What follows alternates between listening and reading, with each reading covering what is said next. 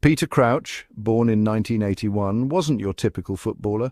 Towering over his peers from a young age, his 6'7" frame presented both opportunities and obstacles. He loved the game from the start. He honed his skills on the streets of Ealing, West London, dreaming of football glory. However, his unusual height often drew sceptical glances. Could this lanky lad really cut it in the fast-paced, physical world of professional football?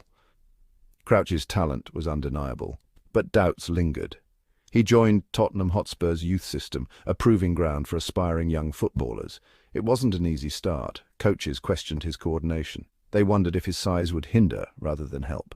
Crouch, though, possessed a quiet determination. He worked tirelessly, using his height to his advantage in aerial battles and developing surprisingly good footwork for his size. Despite his efforts, Tottenham's first team remained elusive. Loan spells at lower league clubs followed. These experiences were crucial for Crouch's development. He learned the grit and resilience needed to succeed in the lower divisions. He began to silence doubters with his goal-scoring exploits. The gangly teenager was transforming into a potent striker, his confidence growing with each goal. However, it was at Portsmouth, then in the second tier of English football, where Crouch truly began to flourish. He formed a potent partnership with Teddy Sheringham, a veteran striker known for his intelligence and finesse. Sheringham became a mentor to the young Crouch, teaching him the art of movement and finishing. The 2001-2 season saw Crouch score 18 goals for Pompey, attracting the attention of Premier League clubs. His time in the lower leagues had hardened him, honed his skills, and prepared him for the challenges that lay ahead. The journey was far from over, but the foundation had been laid. Crouch's early years were a testament to his resilience and determination, qualities that would define his career. Behind every step of his journey, his family stood as a pillar of support, encouraging him to chase his dreams despite the odds. His childhood friends, too, played a crucial role, sharing in his early triumphs and setbacks, and keeping his spirits high.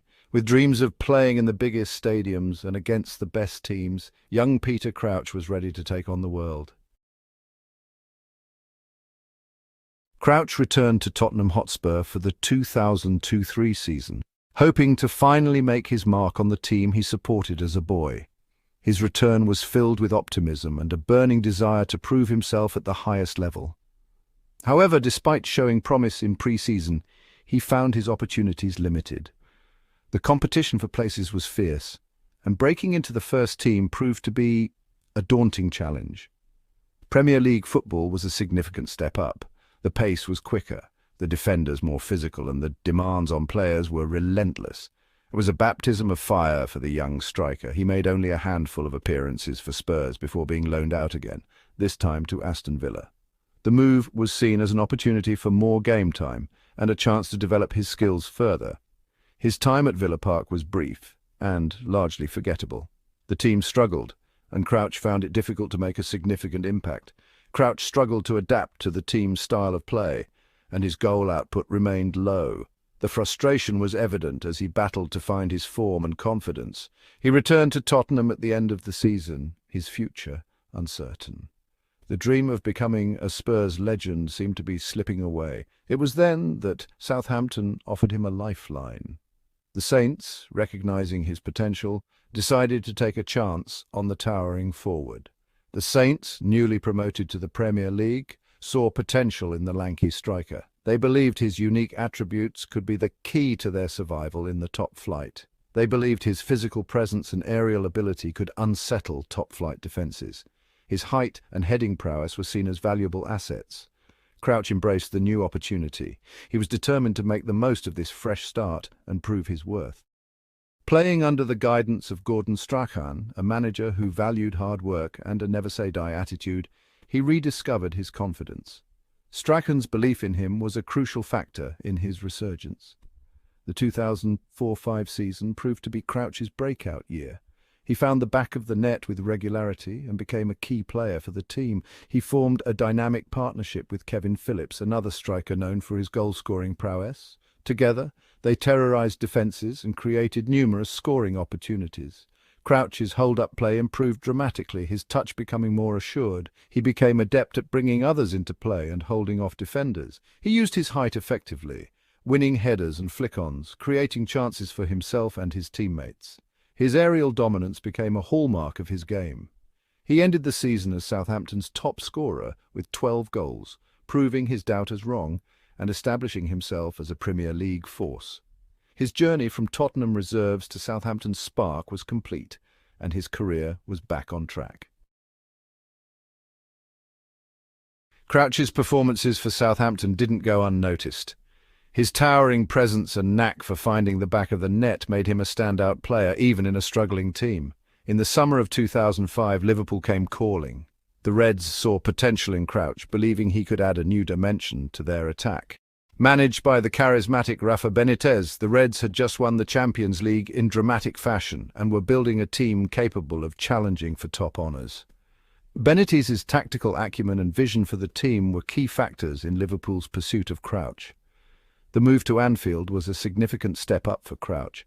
It was a chance to prove himself on a bigger stage in front of one of the most passionate fan bases in the world. He was joining a club steeped in history with a passionate fan base and sky-high expectations. The Kop, with its legendary atmosphere, would soon be chanting his name. He was now playing alongside world-class talents like Steven Gerrard, Xabi Alonso and Fernando Torres. These players were not just teammates, but also mentors who would help him elevate his game. Crouch embraced the challenge, his relentless work ethic and infectious enthusiasm endearing him to his new teammates and fans alike. His unique style of play added a new dynamic to Liverpool's attacking options.